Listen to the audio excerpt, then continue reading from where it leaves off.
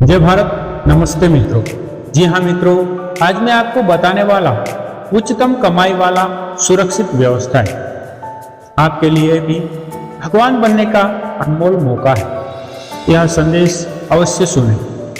यह संदेश सनातन मूल संस्थाओं के लिए नहीं, केवल स्वयं की पूजा, वंश पूजा और मनी लॉन्ड्रिंग और जलसा के लिए बनाए गए सांप्रदायिक स्थानों और धर्म के नाम पर चल रही फैक्ट्रियों से सावधान करने के लिए है। चैनल पर पहली बार है तो सब्सक्राइब अवश्य करें। एक अरबपति बाप का बेटा विदेश से पढ़ाई करके लौटा। पिता ने अपने बेटे से कहा कि वह हमारा पारिवारिक बिजनेस। लड़के ने उत्तर दिया, पिताजी कुछ चीजों को मैं अपने तरीके से अलग करना चाहता हूं। मुझे 1 साल दीजिए, मैं पूरे देश में घूमूंगा और अध्ययन करूंगा कि मुझे क्या करना चाहिए। 1 साल बाद बेटा घर लौटा और पिता से कहता है कि अपना खुद का व्यवसाय शुरू करना चाहता हूं, बस मुझे 2 करोड़ रुपए दीजिए। पिता ने उसकी बात मान ली और 2 करोड़ रुपए दे दिए। 2 साल बाद पिता ने लड़के से कहा कि मुझे अपने व्यवसाय का स्थान और विवरण दिखाओ। लड़का पिता को एक ऐसे स्थान पर तीर्थ यात्रा पर ले जाता है जहां 12 महीने तीर्थयात्री और भक्त एक भव्य मंदिर को देखने के लिए इकट्ठा होते। मंदिर और भक्तों की व्यवस्था देखकर पिता खुश हो गए। पिता दर्शन करके 1000 रुपए दान पेटी में डालता है और लड़के से पूछता है कि क्या अब अपने व्यवसाय के स्थान पर ले जाएगा।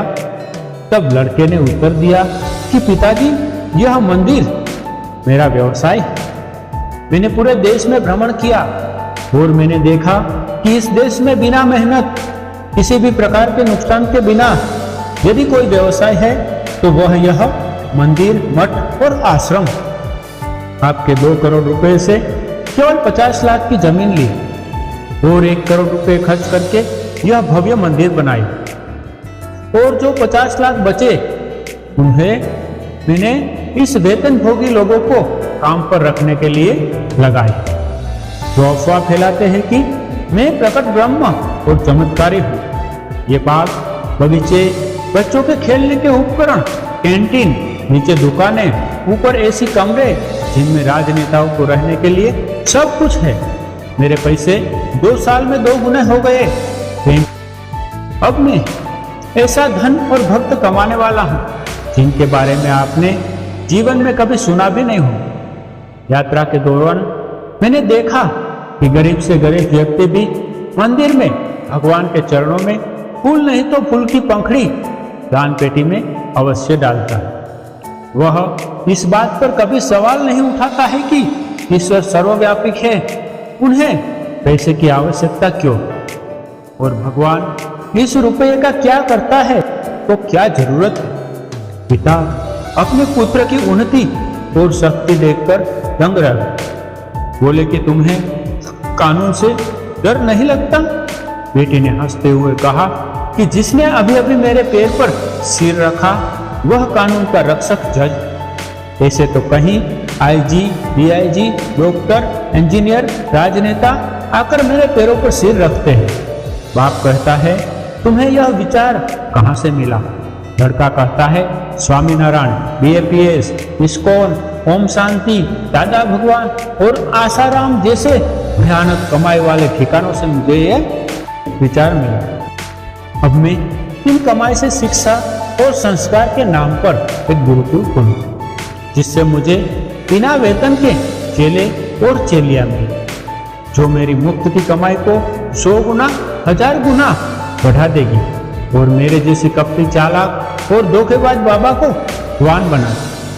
क्योंकि इसी रास्ते पर चलते हुए महान विश्वासघाती और धूर्त घनश्याम पांडे स्वामीनारायण बन गया, लेखराम ब्रह्मा शिव बाबा बन गया, अंबालाल पटेल दादा भगवान बन गया और आसाराम, राम रहीम, रामपाल, श्रीला प्रभु इस्कॉन वाला और मेरे जैसे कई लोग भगवान बन गए। यदि कोई बुद्धिमान व्यक्ति इस मूर्ख अंध भक्तों को सावधान कर देते तो मेरे भक्त इस बुद्धिमान को नास्तिक करार देते हैं और समाज में बदनाम कर देते हैं। एक बार इस खतरनाक जिहादी जाल में जो फंस जाता है, बाद में ऐसा अंधभक्त अपने रिश्तेदार, सगे संबंधी, माता पिता, भाई बंधु पर भी विश्वास नहीं करेगा। वो सिर्फ और सिर्फ मुझ पर विश्वास करेगा, जो आज आप देख रहे हैं। रही बात संपत्ति की, तो मेरे बाद मेरे नालायक बच्चे, भतीजे, भतीजी इस वैभव के वारिस होंगे। बाप बेटे के द्वारा बताए इस सत्य को जानकर चकित हो गया। सुनने के लिए बहुत बहुत धन्यवाद और सर्वशक्तिमान प्रभु आपको और आपके प्रियजनों को आशीर्वाद दे।